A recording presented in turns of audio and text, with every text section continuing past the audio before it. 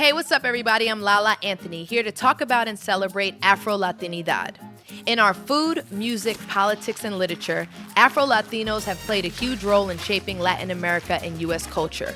But these contributions are frequently overlooked, and the size and influence of our community doesn't get the recognition they deserve. Why are there so many misconceptions about Black Latino identity? To find some answers, we need to look at our histories of colonization. Many in the U.S. would be surprised to know that roughly 95% of Africans who were enslaved and survived the Middle Passage were brought to Latin America and the Caribbean. That's right. Today, the Black population in Latin America is actually way bigger than in the U.S.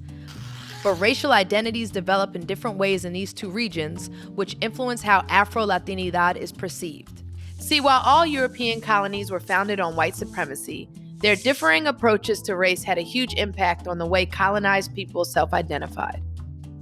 The Spanish created a caste system for racial mixtures, where blackness was at the bottom, whiteness was at the top, and several racial categories lay in between. How many of us have grown up hearing the phrase mejorar la raza?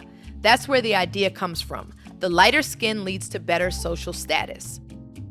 As Latin America emancipated from Europe and established new nations, they relied on a narrative that mestizaje, the mixing of races and cultures, would create the ideal citizen. They believed that racial mixing would eventually bleach out the Black and indigenous and encourage immigration from European nations to speed up the process. A myth of racial democracy took hold across the region. Many argue that racial mixing itself shows an absence of prejudice and therefore racism cannot exist. But this ideology masks the reality that darker-skinned Latin Americans face systematic discrimination and colorism to this day, which includes unequal access to housing, education, wealth, and political power, as well as beauty ideals that favor European features. In the English colonies, things took shape differently. There was non-consensual mixing between the races there too, but rather than promote mixing, interracial marriage was illegal. And after the U.S. established independence, it created a legal system of segregation to keep Black and white people separate in public spaces. This contributed to the development of a Black-white binary view of race. In the U.S., the idea that you can be Black and Latino is often confusing to a population trained to conflate race, nationality, and ethnicity. People think Latino equals tan skin and Black equals African American only. And because of anti-Blackness, both U.S. and Latin American societies uphold this perception.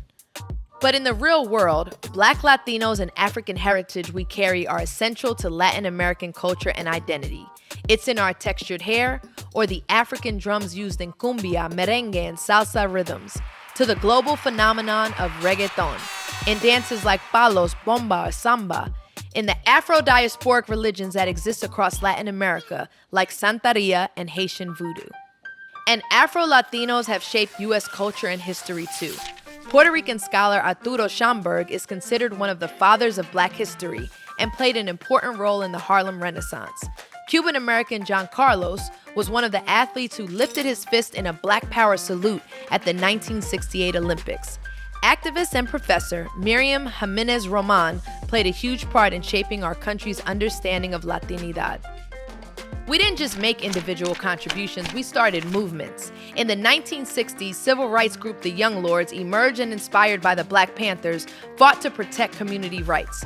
The Nuyorican movement produced poetry and art that recognized Afro and Afro-Taino history.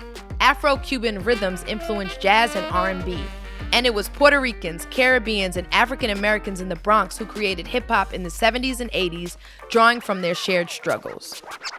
The movement to recognize the experiences and contributions of Black Latinos across Latin America and in the U.S. keeps growing.